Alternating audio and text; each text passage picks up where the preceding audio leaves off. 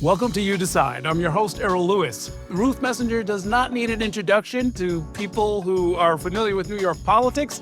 She got into the business in the mid-1970s as a member of the old community school boards. Then she worked in the city council. She was a member for about a decade, and then she was Manhattan Borough President for nearly 8 years. In 1997, she made history. She was the first woman to be a major party nominee. She was the Democratic nominee for mayor of New York. She ran against Rudy Giuliani, which I think earns her some I told you so credits. She was also a member of the organization we now know as the DSA. So she wasn't there's all this talk about Mamdani. We're going to get into all of this stuff, but David Dinkens, who became mayor, was a DSA member. Ruth Messinger, who ran the same year for Manhattan Borough President, was a DSA member. She was the Democratic nominee for mayor in 1997. She was a DSA member. Anyway, for some perspective, after leaving city politics, Ruth Messinger led the American Jewish World Service for nearly 2 decades, from 1998 to 2016. She is now its inaugural Global Ambassador.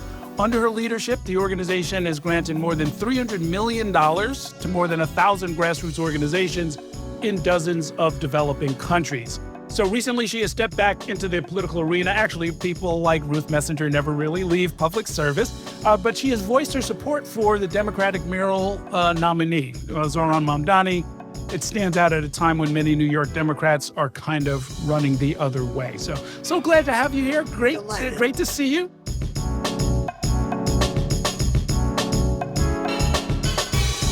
First things first, why are you endorsing Mamdani? I'm endorsing him because he's an exciting candidate for mayor who's speaking to the issues that actually matter to New Yorkers.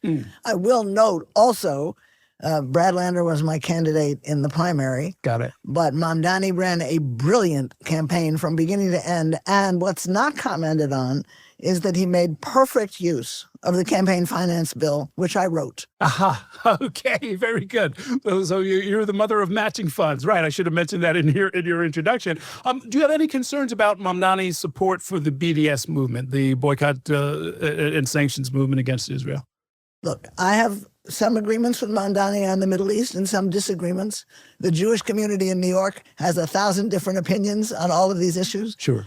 He's not running to be my ambassador to the Middle East.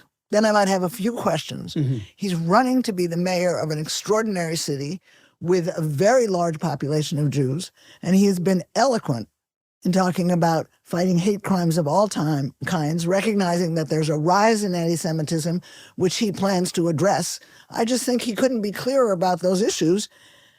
But I endorsed him because of everything else that he's saying. He's talking about the issues that matter to New York families.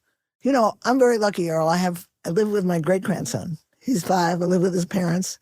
He's starting public school in a week, kindergarten. He literally has friends from pre-K whose families are leaving the city because they can't afford to live here. Wow. So in a sense, in our circle, it's real. Right. And I want him to thrive in New York. I want his grandchildren to thrive in New York. And Zohran Mamdani is talking about the issues that are on the minds of the vast majority of New York families. Let's talk a little bit about the anti-Semitism. From your perspective, what is going on? Are things worse? Are they better? Are they getting a different kind of political attention? Look, hate crimes are just appalling. And the sad thing is that they happen in a city that, in most instances, this is a city with people from all over, the most diverse city that you could imagine, and people manage to get along with each other. But we have had spikes and rises in hate crimes. Who knows? I'm convinced that there's more anti-Semitism and some really ugly acts now. I'm also convinced that they're getting a different kind of public attention, which is good, because we want to know that people got shot, that a synagogue got attacked, so that we will figure out what to do with it. The institutions, I'm thinking of the universities in the city, the law firms, do they actually need to do a better job of engaging? I know that there's this sort of pretextual use of anti-Semitism as a way to mount attacks that we knew were coming from Washington anyway. I feel like the universities and the law firms are under a spotlight, and I'd like to see them doing better and stronger. I'd like to see them standing up to the government when the President of the United States tells you that he's destroying the flow of research funds because somebody said something anti-Semitic. That's just crazy thinking. And he's trying to play issues against each other and play people against each other. And we need to do a better job as a city in encouraging civic dialogue, civic discourse, and standing up strong when there's a hate crime.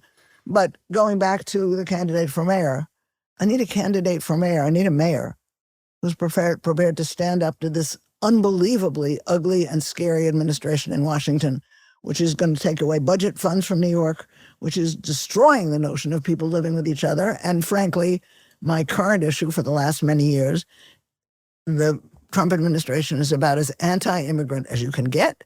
And I would note that the other candidates for mayor are playing footsie with a president who seems intent on deporting New Yorkers and destroying the life of this city, which forever has been about immigration and immigrants. Well, it's a different era and there's certainly different issues, but you tangled personally with Trump. I mean, you represented a West Side district that I guess included the old television city, that whole area, where he wanted to put up like the biggest skyscraper in the world or something.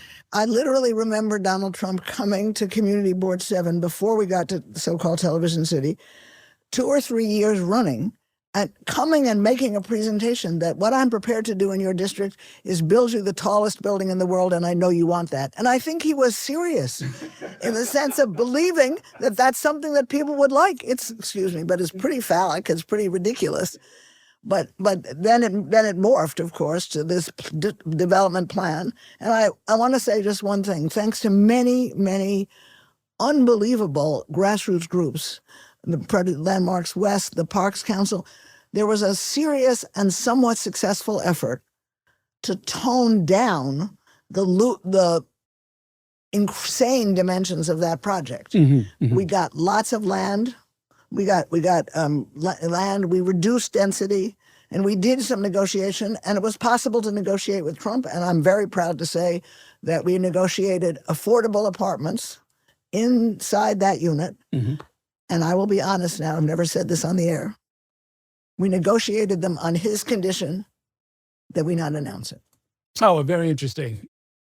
AJWS. Yeah, I had to just imagine that it was like one of these century-old organizations like the Hebrew Immigrant Aid Society, but it was actually started in the mid-1980s. Why did it start and what does it do? So let me back up a minute. You're touching on two pieces of history. So yes, there are a couple of Jewish organizations in New York, the Hebrew Free Loan Society, the Educational Alliance, Surprise Lake Camp, which I'm on the board of, that are literally over 100 years old and started in those early days in a time when, among other things, there were many poor Jews and immigrant Jews who needed the help of service agencies. And then, you're right, for reasons that nobody's been quite able to figure out, in the mid-1980s, there were 2 or 3 different Jewish organizations that got started, and they were all about Jews working to help a broader world.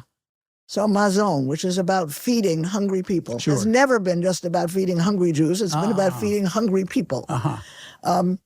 And the American Jewish World Service started then, grew out of something called Oxfam, which is the British Global Service Agency. And it was like, why don't Jews do this? Why don't the Jews who have resources now look to the rest of the world and find a way to see where we can be helpful? And the strength of American Jewish World Service, and I inherited the organization and then grew it, is that we only help groups help themselves. We don't go any place to tell people what they should be doing. If they're fighting in India to avoid child marriage, we're there to help. If they're launching a scary effort in Uganda to try to advance LGBT rights in a country whose president is against that, we will support those groups. And we developed an extraordinary profile, you made an indication of it, but with hundreds of groups around the world dealing with land rights issues, political issues, reproductive health rights and women's health issues, and we support groups to do the work that they want to do. What's something that you're especially proud of? I know that there's lots and lots of them that you've supported over the years. I got particularly interested in the issue of land and water rights. So helping a group in Kenya go to court and establish the right to tribal lands was very important. Helping a project in Latin America where the corporate entities came in and basically diverted the river. And unfortunately, our leader, the leader of the grassroots group we supported, was assassinated. Wow. But we are proud of those efforts of people. Look, I once met a Mexican farmer with an organization we were funding, and they called people together. My Spanish is really terrible. But I said to this man, "Can you tell me why you're here?" He was an older man. And he said in Spanish, "When my neighbor steals my chickens, I know what to do. When the government steals my water, I need help." Wow. How about that? And for me, that's a big story of what we did on land and water rights. There were parts of your background I did not know about. I did not realize you were a Brearley girl. And this is in the 1950s. And apparently you were even involved in politics and activism back then. I was. I started at that school in the 4th grade, and I graduated from there. Very proud of the education it provided. And I did 2 things that were political. One is I was one of the very few people whose family was for Adlai Stevenson. And so I worked for Adlai Stevenson Against Eisenhower. In 1952 and 1956. But also I became the editor of the yearbook. And so I did internal political work. I think it's a fantastic education, but I want to bring us up to speed and say that in the last decade, Brearley has been one of the elite private schools that has really tackled the issue of racism. Has not only admitted students of color, but has recognized that in some instances, some of those students of color were experiencing racism from other students, from other families, and Brearley has a requirement that entering parents take a class in racism. Oh, very interesting. Interesting. Well, we have family friends who have a daughter there and think the world of her. She's doing great. She's up at Cornell now. What attracted you to public service? You were literally born into it, actually. I don't want to give you the answer in advance, but your mother was an activist. Your grandfather was a well-known activist. I would say my family, and now I'm quoting David Dinkens, who I didn't know until much later, but my family believed that service is the rent you pay for the right to be on earth. So the question is, we got here, people helped us get here. What are we doing now? My grandfather was born on the Lower East Side in the 1880s. That's unusual, but born into an immigrant family with several travails that are painful that I won't go into. But he turned out to be exceptionally brilliant, graduated from City College, became a teacher, became a principal on the Lower East Side. And the first thing he did when he became a principal, in addition to being a good principal, was to go across the street every day to a storefront and teach English to the Yiddish-speaking parents in his school. And that was like, that's what we do for immigrants. We came here, we got help. Now how do we help other people? Right. And then I saw that his daughter, your mom, worked with Rabbi Heschel. My mom worked for 55 years at the Jewish Theological Seminary, basically doing their public relations. But that put her in contact with people like Heschel. She worked closely with Heschel. Right. And I would say that she particularly is the source of my education in paying attention to the needs of other people. Every year, the seminary had a full-page ad in about 5 major newspapers around the country. And the ad would be, environment is a problem, there are environmental challenges, and it's a Jewish issue. Domestic violence is a problem, and it's a Jewish issue. And they would just make this point that the values of the Jewish faith say, actually more prominently than anything else, they say, take care of the other and the stranger. Pay attention to the needs of the widow and the orphan. And so you're right, I was born into it. People say, which Jewish denomination are you? And, well, I am a Reconstructionist. I say, actually, I'm from the social justice denomination. Yeah, there you go. So you do your graduate work in Oklahoma. You start to get into social work. Then you come back and you're on the West. You're back in the city and you run for school board, which was not just unpaid but thankless at the time, from start to finish. Right? It was thankless. I know that's hard for people to believe this, but I didn't see it as politics when I did it. I was working with a group of parents. We actually ran a school that today would be considered a charter school. We put together a school. The structure of our school, the intent of our school on the West Side was 1/3 white, 1/3 Hispanic, 1/3 Black. And we kept to that and was foundation supported. How about that? Did a great job for 7 years and, to be honest, ran out of funding. But at that point, all of the kids from our school were going to be in the District 3 schools. And someone said, let's put together a parent slate for the election. By the way, school board elections done by something called proportional representation, which is ranked choice voting. How about that? So it was ranked choice voting. Yeah. And we are the only school board in the history of New York that a majority of parents got elected, because we ran a parent slate and 5 of the people on our slate won. So we had a 5-4 majority, and we basically spent 2 years fighting the Board of Education on several issues.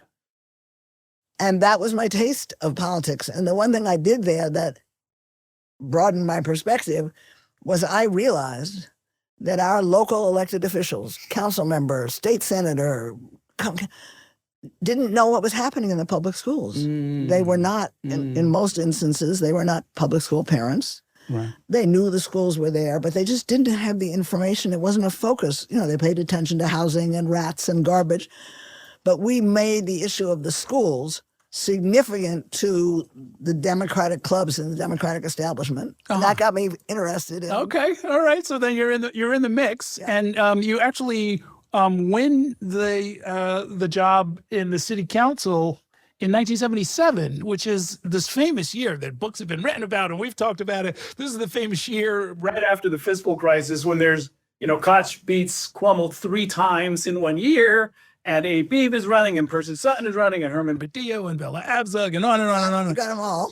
Were you aligned with any of them? Yes. Let me back up for a minute. Yes. You're right, 77 was that visible year.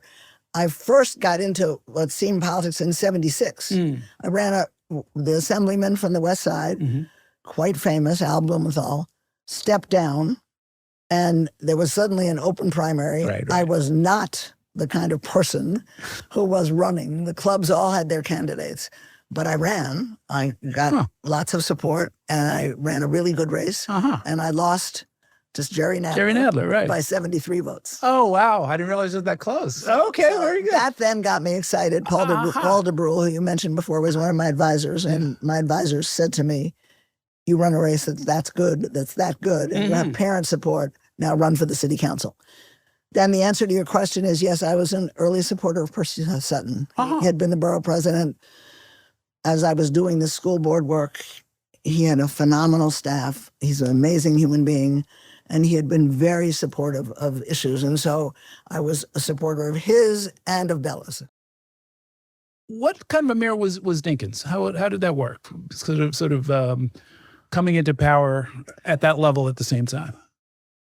David Dinkens is a really interesting person who loved the idea of public service. He loved being borough president. His staff could influence all kinds of decisions. I think in his mind he would have stayed borough president forever.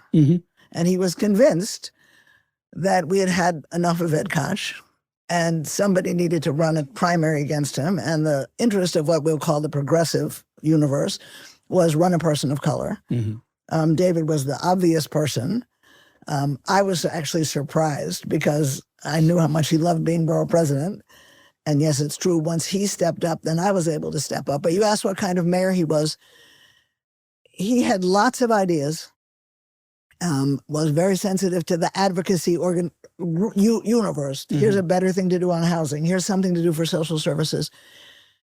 He didn't end up with the kind of inner circle that would really move on his issues. He ended up with people in the inner circle who were good people in government, but weren't committed to making significant change in any of those areas. And that's my biggest interest in and message to, I think, well-received message to Mamdani, which is, of course, you want people who know how to do a better job on climate issues. Of course, you want people who know what to do about immigrants. But be sure that you get yourself people in your budget office as your deputy mayors who are prepared to help. What's the expression? Break the eggs to make an omelet. Sure. That's right. It's got to be translated into the very mundane parts of operating the city, right? Right. And the big challenge here, and another reason that I'm very excited about Mamdani, is more than ever in my history in government, we need someone to stand up to the federal government. Right. So then you run against Rudy in 1997, but there were no term limits at the time, right? I mean, you could have stayed for at least one more term, right? I could have stayed. Yeah. What made you decide to do that? It actually goes back. We know back to my first entry in it was just appalling to me how little attention there was on public education and public higher education. Again, this city of amazing diversity, people of all different backgrounds, not just immigrants, but people who've been in New York forever, but coming up what people need to advance increasingly as we become an industrialized and capitalist and technological societies that need good quality education. Yeah. And there was just no attention to this. You may remember that the big issue in that mayoral race, in which I got called a liar in public many times by the mayor, was the overcrowding of schools. The mayor said it was a lie, that there were schools where kids were literally in bathrooms for class, and we couldn't take cameras in. Right. And we couldn't prove what we were doing. But I just thought that the message needed to be that little over a million children in the public school system, hundreds of thousands of kids in higher education at CUNY. If we don't move resources there and work intensely on quality issue and improve teaching and learning, then we don't have a future as a city. And we don't open up doors of opportunity for people moving up. And so that was the central issue of my campaign, as you will recall. I remember. For various reasons, including, not limited to, but including the fact that Giuliani threatened people who supported me. And that's true. That campaign got very, very little press attention in a way that made me sad about journalists, not you. But well, as you remember, I was running that year too. In 1997, my one and only attempt at city council at public office. Right. And thank you for, I know I've thanked you before for working with me, and we did our petitions together, and it sort of helped ease my way into what was a very tricky year. But it was a tough year. It was a tough year. But it's interesting, and I think. New York One is phenomenal, seriously, but I think we don't get enough attention on New York City issues and New York City politics in New York City newspapers. The New York Times, because it thinks it's the paper of the world, and with all due respect, the Daily News and the Post, who just can't resist reporting the latest shooting wherever it happened. But I often have said, and I know this is true because I used to be a member of the National League of Cities, so I would occasionally go to meetings. If you go to any city in this country for 3 days, buy the local newspaper for 3 days, you will know the name of a council person who's fighting the mayor. You will know what the budget crisis is. You will know whether there's good sewage on. You could live in New York City for months and not have any idea of what the critical city issues are. Right. And that's been a problem forever. It was certainly a problem in that campaign. Yes. And for me right now, over the last 3 years, it's been a problem on the issue of immigration. I want to say we finally have, I think, opened up some doors to covering the immigration story in the Times, but it's very slow, and we're missing. I know you will get to this, but just to move ahead, on our watch, ICE is arresting people every day who show up for hearings because they're told that's what to do, and there's basically silence from City Hall in Albany. Yeah, I think the migrant crisis made everybody step up because it was, at that point, it's inescapable, right? Hundreds and eventually thousands of people are showing up every week. It's overwhelming critical city services. You're seeing them in the middle of Midtown. It was right in everybody's face. It's dialed back a little bit, and the issue starts to sort of trickle away. Yeah, but what I want to say is, you say it showed up. What I loved about the last 3 years, and I didn't love the crises, but I got to know a universe of people who were stepping up with their own small community organizations, Africana in West Harlem, Little Shop of Kindness, Metro Baptist, all these groups. They are still working. Errol, they've been basically working every day, 24/7, some of them. And by and large, they don't get city money. They're dependent on the, whatever you say, the crumblings. And I've been very, very critical. There have been some good people in the last administration that you've been able to work with in City Hall. But, just to highlight one issue, this notion that people had to move from their shelters after 30 or 60 days destroyed the lives of children and families. You're in a city hotel. You're basically building a little community there. You've escaped whatever. Most of these people, let's be clear, walked across 6 countries to get here. And then your kid begins to have some sense of stability and community in her local school. And then the family is told they have to move and go to a different shelter. Right. And we put people through unbelievable abuse. I'm going to say cruelty and abuse with policy. And we tried again and again to get City Hall to modify that policy, to at least for people who had kids in the school, let them stay. At least if you have to move them, wait till the end of the school year. That's what all these demonstrations have been about, with very little success. And we're still fighting these issues with the City Hall. I assume that you have a short or maybe a long list of what the next mayor should do to help low-income New Yorkers. I do. But I want to go back to, actually, I loved your question about Dinkens. What Mamdani needs to do, and it's not easy, is find a bunch of people who know city agencies and city government really well, who understand the intricate lunacy of putting together a budget, figuring out what we can get from the state, what we can get from the feds, thinking in advance about how we're going to deal with some of these budget cuts. It's the structure he needs most particularly. I know he'll find good people, and I would love to see him keep the police commissioner. And there are other people that I have recommended to them that I'd love to see them think about hiring. But all of those people are going to need a structure that looks at the budget, that looks at the, well, I want to say intergovernmental, but that's become a kind of a silly term. It used to mean something, but if you're dealing with Albany, it means something. How do you negotiate with the governor and the legislature in Albany? But the question of how you negotiate with the congressional delegation and the White House is pretty crazy right now.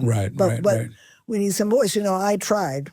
I'm not the only person who's tried, but I tried with a couple of members of Congress over the last 2 years to say, could you pull together at least some of New York's congressional delegation and let's talk about what's really happening, good for these immigrants and bad for these immigrants. Nobody was willing to sit down with us. The politics of sticking up for immigrants, even in New York, I mean, the hard political reality is you're not necessarily going to get votes from that population, right? Isn't that kind of the source of the challenge? Well, maybe that's the source of the challenge, but that's very sad. I do a lot of speaking about immigrants, and I walk into a room, often a congregation, and I'll point to 3 people I don't know, and I say, could you stand up and tell us when your family came here, which generation, what year, where did they come from, and why? And I would say that it's almost a rule. By and large, I can then say, okay, so almost everyone in this room right now is a second-generation American.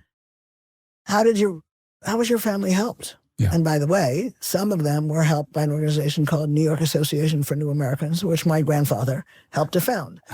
But that's the idea of giving something back. But people are immigrants, and then people will tell me, the first thing they say, Errol, is, it's different now. And I'm like, it's no different. No. It's the same issues. It's oppression. It's economic opportunity. It's looking for freedom. It's escaping from something that was about to literally kill your family. That's why people come. And what they need is the helping hand that you got, or even, to be honest, the helping hand you didn't get but wished you'd gotten. And so you're right. It might not be politically popular, but let me put it differently. It's a population that is desperately eager to be here, to put down roots, and to work. And we have industries in New York, construction, hospitals and healthcare, food service, restaurants, that actually depend on new workers, and yet we're not building those ladders. And those ladders are easy. In all of the city shelters, why did the city not contract with some agency or do it itself to run English as a second language classes in every hotel and shelter? What are the routes into employment? So I'm going to ask you a question. Guess how many, this is a New York State Department of Labor number, guess how many certified nurse assistants, those are home care and hospital care people, the state of New York says we will need by 2030. Oh, boy. It's got to be thousands, right? I'd guess 25,000. You're a good guess that the answer is 40,000. Yeah. So what are we doing? Right. I have a program, which I'm personally trying to fund now, trying to raise money. I don't have the money to do it. But an amazing organization, the New Jewish Home, runs a program to train certified nurse assistants. And they've agreed that they would take the first class, that would be 340 new immigrants. It's a 3-month program, guaranteed job at union wages. And what we need to do is raise the money for this demonstration project to show that it works. How much do you need? $5 million. Oh, okay. Well, the city budget is 120 billion. I mean, it shouldn't be that hard, right? Should be city money, state money, foundations like New York Community Trust. Sure. And I, because of my interfaith work, I'm on the chair of the board of the Interfaith Center of New York. So I'm going to each of the denominations. I'm going to Trinity Church. I'm going to the Episcopal bishop and saying, like, if all of you put in $500,000, we can. Yeah, of course. No, that sounds pretty good. I'll be watching to see how that all works out. Well, listen, you have been such a guide and had such an important impact, including your former chief of staff, Gail Brewer, who a lot of my listeners actually do know. I think she was with you the whole time when you were Manhattan Borough President. No. She was with me 11 of the 12 years that I was in the city council. And then she went to work for the Dinkens administration and did federal relations, which we just talked about how important that is. And then she came back to run for office. And there's some nice stories about this. But when she decided to run for city council, there were some people who came to me who I think didn't know her, or maybe knew her as your staff person. Right. And they said, like, I'm interested in running for your seat in the city council now that you're running for borough president. Would you support me? And I said, well, no, I won't support you because I'll support Gail. But two is, you shouldn't run because Gail will beat anybody. And people would say, what do you mean? Like, I have this connection and that connection. And I said, go into any housing project on the West Side. That's right. And just ask. And every single one of the people in the night shift building will come out and vote for Gail Brewer. That is absolutely true. I am an eyewitness to that. I did a thing a few years ago where I went with some of the city council members all over the city. I think I got to about 20 of them. And I'd ask them, hey, let's spend a day walking around your district. Gail, of course, this won't surprise you at all. She wouldn't let me just meet with her and walk around. She set this thing up, and we went from one housing development to the next, where there was a table there and a bunch of people who were community leaders, and she wanted them to talk. She would just sit there. I'm like, I'm here to talk to you, Gail. but that's who she is. That's who she is. A year ago, we dedicated the park next to Stephen Wise houses to playground to Father Henry Brown, who was the priest at St. Gregory the Great on West 90th, and is the person who taught me organizing, fighting for affordable housing, and standing up to elected officials who don't listen to you. I want to go back quickly to your Mamdani question and say that, again, I'm endorsing him. Look, he's a charismatic figure, did the right thing with the campaign finance law, had an unbelievable organization, 50,000 volunteers, 1.5 million door knocks. But he is talking to the issues that are on the minds of most New Yorkers. And I want to be honest with you, these are not the New Yorkers that I talk to every day. But the notion of what it costs to live in the city, I've asked them to try, it's hard, but just see if we could get a figure of how many families in the age bracket 25 to 40 are leaving the city. Can you compute that? I think you probably can, because that's what I hear from people with very little money who might be going back someplace to live at home, people with a little more money who are trying to find a suburb or another city. So for Mamdani, it's the notion of affordability, and it's not going to be easy. Of course it's not going to be easy, but what can we do to expand access to childcare? What can we do to deal with the cost of transportation and housing? Because otherwise we will lose a population that in the history of New York is always the next group up. Okay, well, we miss you out on the campaign trail. I would hope so. I told Anthony to call you because I saw you in front of the cameras. Like, look at this. Ruth's out here making noise in yet another mayoral campaign. Good for you. Thanks so much for coming by. Great talking. Thank you very much, Errol. It was fun.